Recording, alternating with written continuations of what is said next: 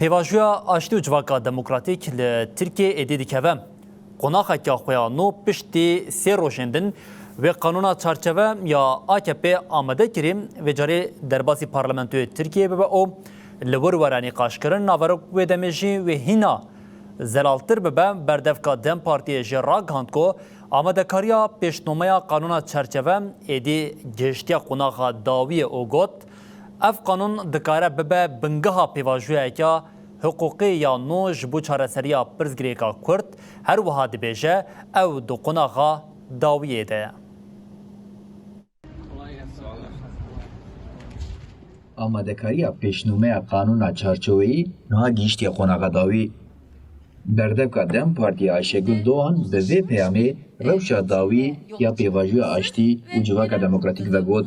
Bir büyük siyasi uzlaşmayla tamamlanması, başarıya ermesi yalnızca Wê got ev qanûn dê bibe destpêka qonaxeke nû û bingeha qanûnên ku di qonaxên pêşîn de wê werin amadekirin. henüz netleşmiş. Doğan diyar kir ku Rêber Abdullah Öcalan jî di hevdîtina xwe ya dawî de pêşniyar û nirxandinên xwe ji bo pêvajoyê parvekiriye.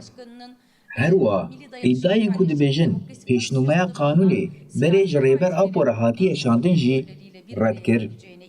Ayşegül Doğan got armanca bingehîn ew e pêvajo bi bingeheke hiqûqî were piştgirî kirin.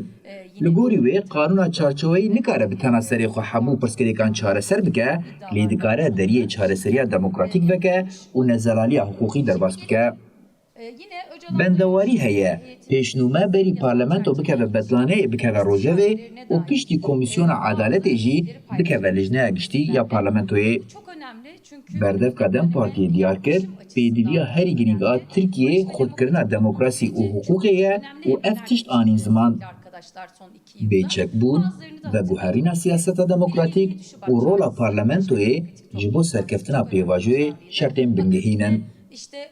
Li gorî Doğan parlamento divê vê berpirsiyariyê bigire ser milê xwe û bi qanûnîkirina pêvajoyê îradeya xwe nîşan bide. Ayşegül Doğan her wa ragihand hevserokên Dem Partiyê di rojên pêş de dê serdana partiyên siyasî bikin. Arman jî ji vê gerê ew e li ser pêvajoya aştiyê naveroka qanûna çarçoveyî û gavên ku divê werin avêtin di partiyan re binirxîne. Tüm bu evreler